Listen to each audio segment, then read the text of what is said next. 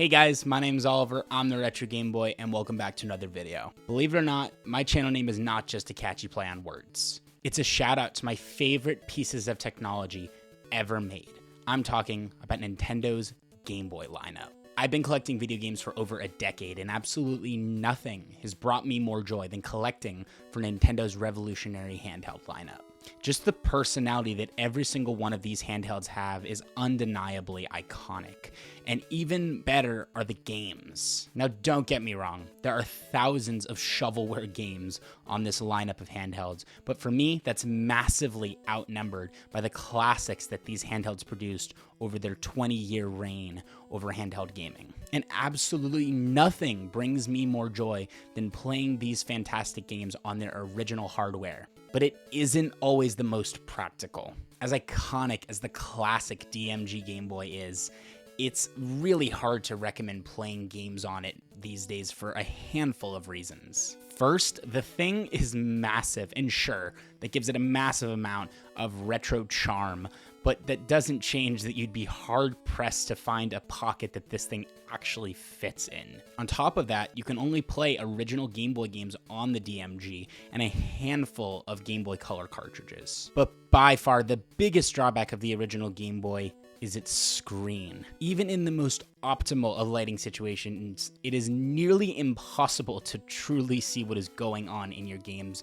especially the later releases on the consoles that were much faster in pace. Well, obviously, none of this ever stopped the original Game Boy from being a powerhouse in the gaming industry over its 13-year manufacturer run. Now, I could sit here all day and dissect the entire Game Boy lineup, going through their pros and cons, and obviously they got a lot better in their later iterations, the Game Boy Advance SP being the main one people look to, but also the GameCube Game Boy player is one of my personal favorites. But they require older hardware and sometimes have cumbersome form factors, and with them being much older hardware, they're not the most economical to go for. All of this to say, as a longtime Game Boy collector, there's never truly been a perfect way to experience your Game Boy collection and all the incredible games that these consoles brought to the world of gaming. Until now. I introduce to you the Analogue Pocket, the single most impressive piece of modern hardware designed to play classic games I've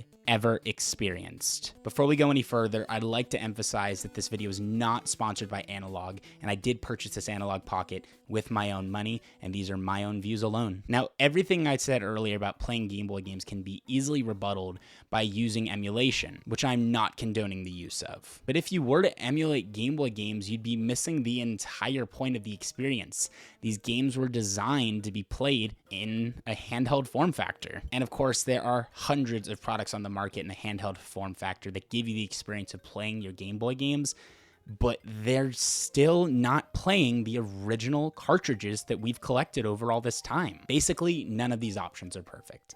But then comes Analogue to tackle this issue. Analogue has been making incredibly high quality consoles for collectors to play their original games on since 2014 when they released their first hardware, the Analogue NT, which allowed you to play your NES games through HDMI on modern televisions. They've gone on to make consoles representing the Super Nintendo and Sega Genesis, which have gone on to be critically acclaimed and considered some of the best ways to experience these games on modern hardware. So when Analogue announced in 2019 they were making a handheld console capable of playing all of your original Game Boy games from the DMG era all the way to Game Boy Advance, I was floored. And I couldn't have been more excited to get one into my hands. But then a brick wall worth of reality kind of just smacked me in the face. Obviously, I wasn't the only Game Boy collector who wanted to experience these games in such perfection. And Analogue, sadly, isn't the biggest company in the world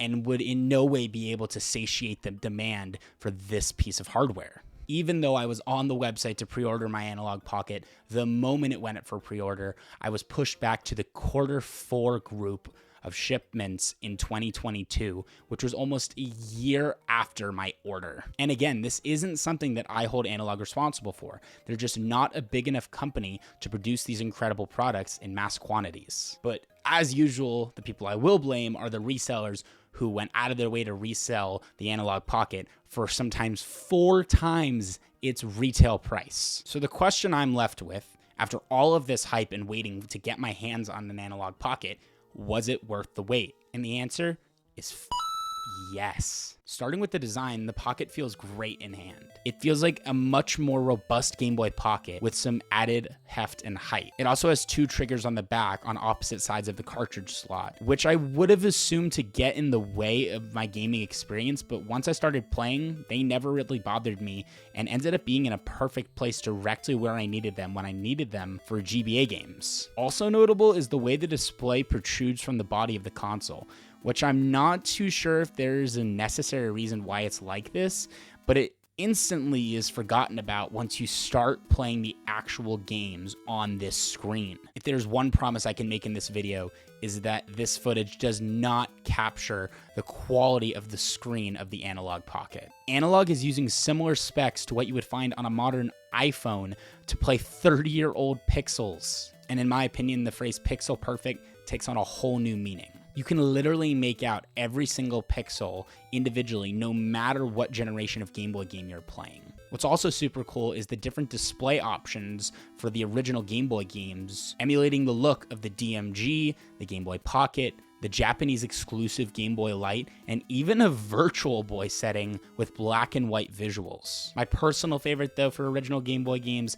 has to be Analogue's black and white display they designed. And when you bring Game Boy Advance games into the equation, it is enough to bring a nostalgic Game Boy lover to tears. The way these colors pop and the buttery smooth frame rate shows these games off in a way they've never been seen before. It genuinely had me wondering, how do these games run so well in the Analogue Pocket? Well, it's because, much like Analogue's other products, the Pocket isn't emulating Game Boy hardware. It's using FPGA technology to actually display original hardware. Now, I know that probably didn't make sense, and I wouldn't claim to know how this technology works, but Analogue's website goes into depth on how they made this gaming experience possible, and they even encourage the Analogue community to make it their own. The Analogue Pocket is entirely open source, allowing the gaming community to make the Analogue Pocket whatever they want it to be. I've even seen some cool mods on the internet, people adding Super Game Boy effects to the screen. But for gamers like myself who enjoy a curated gaming experience,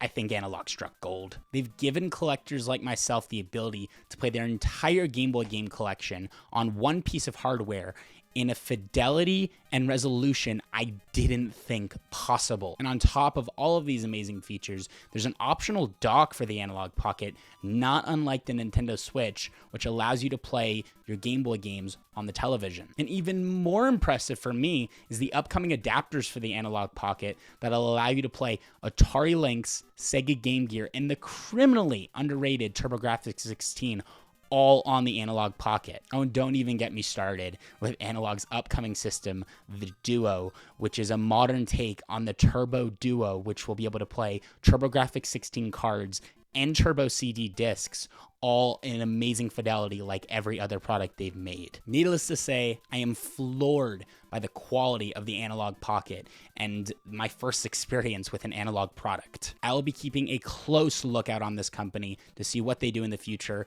and I can almost promise you I'll be covering them again on this channel. Analogue has proven there is a perfect way to experience your Game Boy games. It may not be cheap, retailing for about $200, but for someone like myself, it is an easy investment to get to experience your games in a way I just honestly didn't even think was possible before. And in my opinion, Analogue has gotten closer than any company before, including Nintendo, in delivering a genuinely perfect Game Boy experience. And I cannot wait to use it for years to come. That's all for this video, guys, but comment down below. Do you have an Analogue Pocket? Do you want an Analogue Pocket? What are your thoughts on this overall? Don't forget to smash that like button and click that subscribe button for weekly uploads. And my name's Oliver. I'm the Retro Game Boy, and I'll see you guys next week.